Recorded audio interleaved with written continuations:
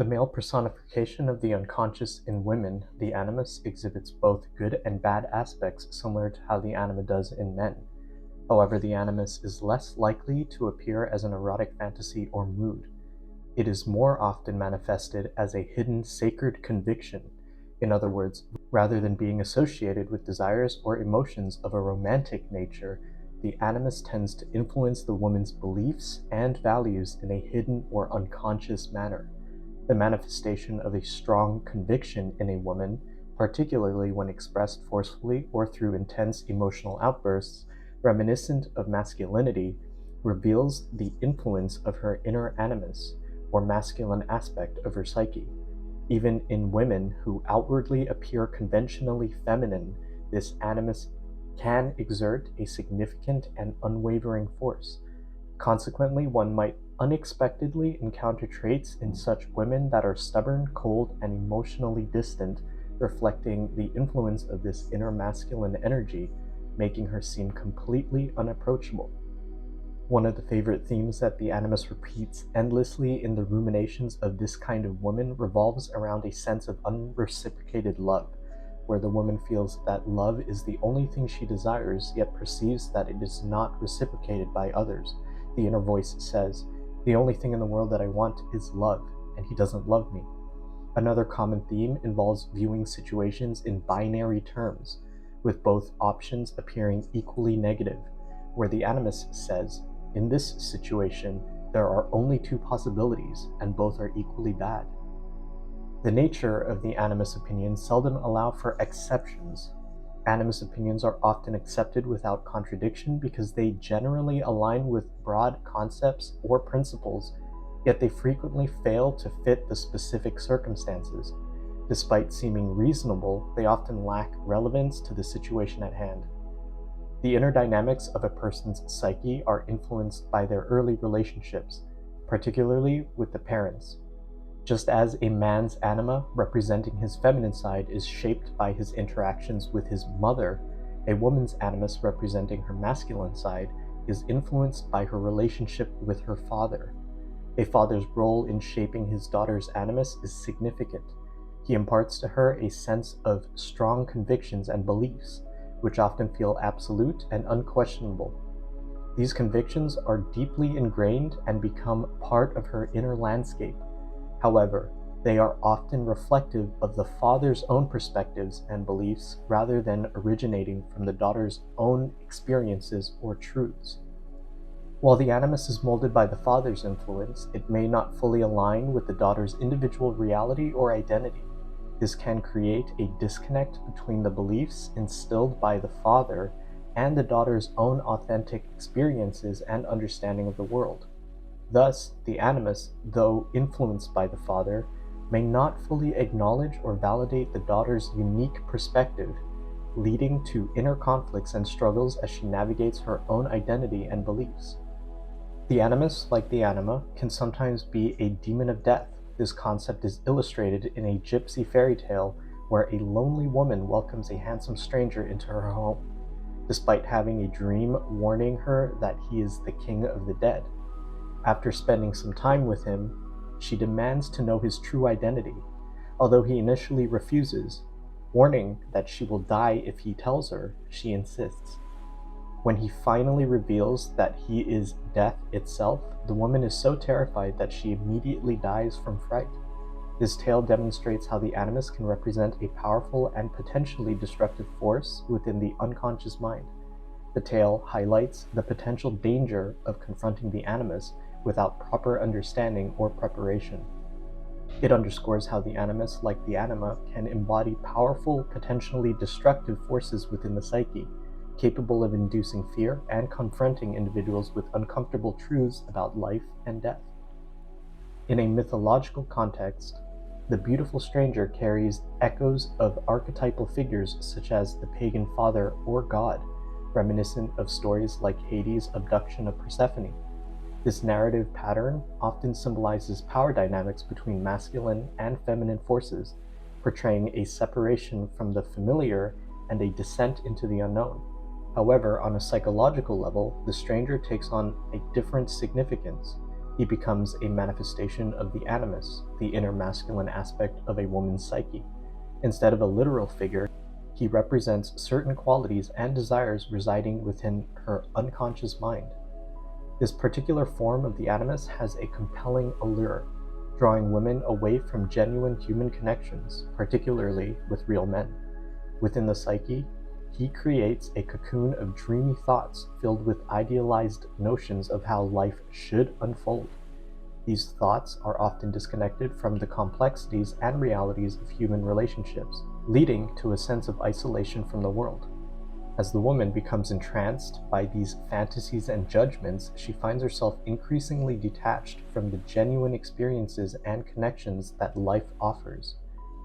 The negative animus takes on various forms beyond just the role of a death bringer. In myths and folklore, he often embodies darker qualities, such as that of a thief or murderer, as seen in the story of Bluebeard, who hides his sinister actions behind closed doors. In these narratives, the animus symbolizes the intrusive and destructive thoughts that can plague a woman's mind, particularly when she feels emotionally unfulfilled or burdened. These thoughts delve into realms of familial legacy and obligation, sparking calculating and sometimes malevolent intentions. For instance, there's a tale of a woman who casually mentions relocating to the Riviera upon her husband's demise, which, though spoken lightly, revealed deeper layers of unresolved emotions and potentially harmful fantasies. By harboring secret destructive attitudes, a wife can unknowingly influence her husband and a mother her children towards illness, accidents, or even death. Alternatively, she may choose to prevent her children from marrying, a deeply concealed form of evil that rarely surfaces in the mother's conscious mind. An example illustrating this is when an elderly woman expressed a preference for her son's tragic fate over seeing him married to another woman, suggesting a deeply rooted aversion to letting him form a new family. Sometimes a strange passivity and feeling of paralysis or deep insecurity bordering on a sense of worthlessness can be the result of an unconscious animus opinion. Deep within a woman's psyche, the animus whispers, "You are hopeless. What's the use of trying? There's no point in doing anything. Life will never change for the better." The animus, portrayed as a whispering inner voice, conveys pessimistic and discouraging messages to the woman's psyche. It instills a sense of hopelessness, suggesting that efforts are futile and life holds no promise of improvement. These whispered thoughts echo deep within the woman's unconscious, shaping her perception of herself and the world around her. Unfortunately, when one of these embodiments of the unconscious takes control of our mind, it feels as if we ourselves are having those thoughts and feelings. We become so closely identified with them that we cannot detach and see them for what they truly are. We are essentially possessed by these figures from the unconscious. Only after the possession subsides do we realize with horror that we have said and done things completely contrary to our genuine thoughts and feelings, that we have been prey to an alien psychic influence. Similar to the anima, the animus isn't solely comprised of negative traits like brutality, recklessness, empty talk, and silent, obstinate, evil ideas. He also possesses a very positive and valuable aspect. He can construct a bridge to the self through his creative endeavors. Just as the anima serves as a bridge to the unconscious and the self through creativity and intuition, the animus similarly plays a role in connecting the individual to their deeper, more authentic self. Through creative expression and endeavors, the animus facilitates a deeper understanding of the individual's identity, purpose, and inner potential. The animus, the inner masculine aspect of the psyche, is frequently depicted as a collective entity rather than an individual presence within the unconscious mind. This collective nature of the animus is symbolized by its manifestation as a group of men in the psyche. When a woman's animus is active or influencing her thoughts and behaviors, she tends to adopt a collective mindset. Instead of expressing her own individual perspective, she may speak in terms of one, they, or everybody, suggesting a broader, more generalized viewpoint. In these situations, the woman's speech often includes words like always, should, and ought. reflecting a sense of universal or societal expectations and norms. This language usage indicates that her thoughts and beliefs are influenced by collective or cultural ideals rather than her personal experiences or opinions. Many myths and fairy tales include a common motif, where a prince is turned into a wild animal or monster through witchcraft, and is only redeemed by the love of a girl. This storyline symbolizes the process of the animus becoming conscious within a woman's psyche. In these stories, the heroine is often not allowed to ask questions about her mysterious lover or husband. She might meet him only in darkness and is forbidden from seeing his true form. The idea here is that by loving and trusting him blindly, she will eventually redeem him and break the spell. However, this approach of blind trust and love without understanding or knowledge does not succeed. Inevitably, the heroine breaks her promise of not asking questions or seeking to know more about her lover. As a result, she must undergo a long and arduous journey filled with challenges and suffering to find and redeem her lover once again.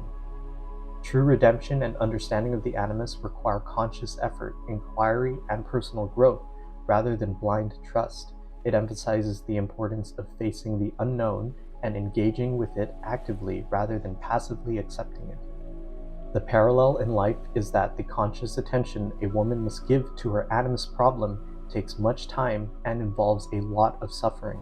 However, if she realizes who and what her animus is and what he does to her, and if she faces these realities instead of allowing herself to be possessed, her animus can turn into an invaluable inner companion who endows her with the masculine qualities of initiative, courage, objectivity, and spiritual wisdom. The animus, similar to the anima, progresses through 4 stages of development. In the first stage, the animus is characterized by physical strength. This stage is often represented by figures who embody raw physical power, such as athletic champions or muscle men.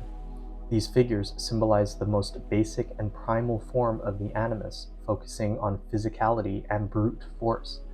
This can be easily seen when a woman projects this animus onto men who embody such qualities. In the next stage of the animus's development, he progresses from merely embodying physical strength to possessing initiative and the capacity for planned action.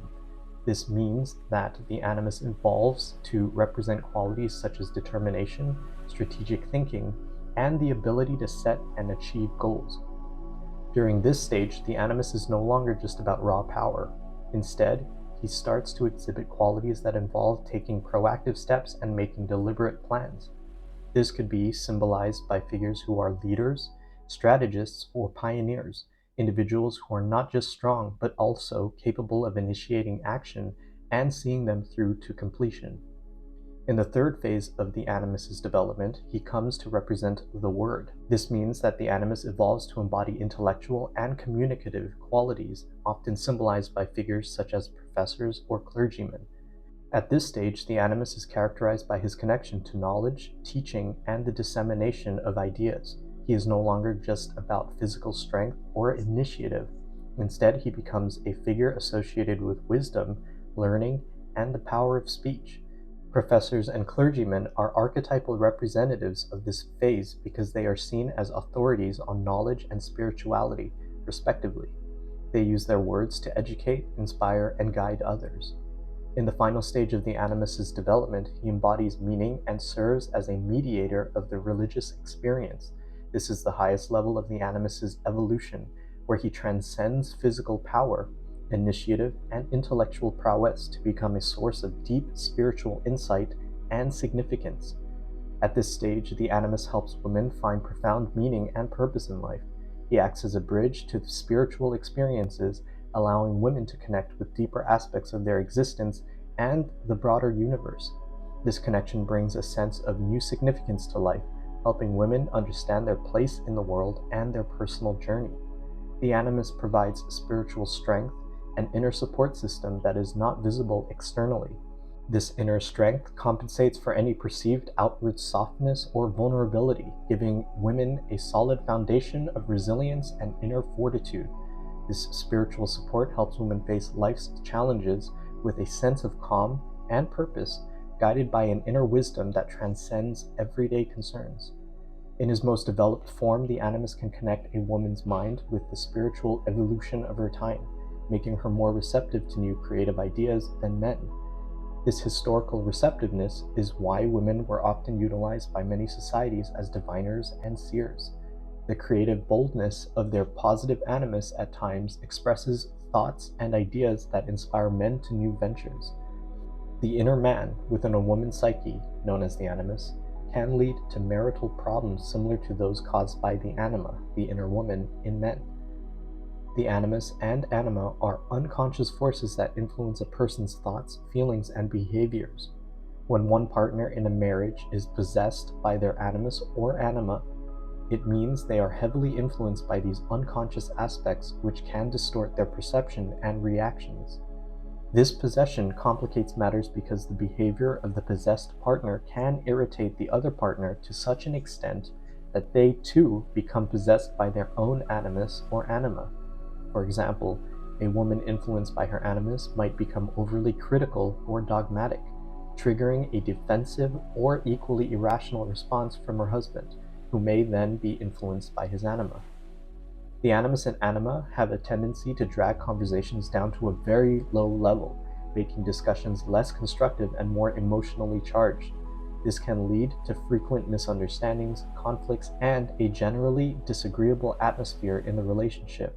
The emotional intensity and irrationality that come with being possessed by these unconscious forces can make it difficult for the couple to communicate effectively and resolve their issues calmly and rationally. Preventing the animus and anima from dragging conversations down to a low, emotionally charged level requires conscious effort and self-awareness from both partners. Each partner should become aware of the specific situations or topics that trigger their animus or anima. This awareness can help them recognize when they are slipping into unproductive, emotionally charged conversations. Reflecting on emotions before reacting is also crucial. Taking a moment to reflect on your feelings can help determine whether they are genuinely your own or influenced by your inner animus or anima. The positive side of the animus can bring many beneficial qualities to a woman's life. These include an enterprising spirit, courage, truthfulness, and at its highest level, deep spiritual insight.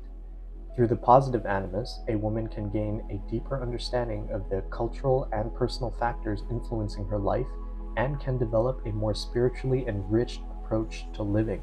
However, for these positive aspects to be realized, the animus must not remain a source of rigid, unquestionable opinions. Often the animus holds onto convictions that feel absolutely true and beyond doubt. To move beyond this, a woman needs to cultivate courage and inner open-mindedness. She must be willing to question and critically examine the beliefs and convictions that she holds sacred. By challenging these deeply held beliefs, she opens herself up to the unconscious mind's suggestions. This is especially important when these suggestions contradict the rigid opinions of the animus. Only by doing this will the deeper, more meaningful messages from the self, the true inner core of her being, be able to reach her conscious mind. When she consciously understands these messages, she can integrate them into her life, leading to greater self-awareness and personal growth.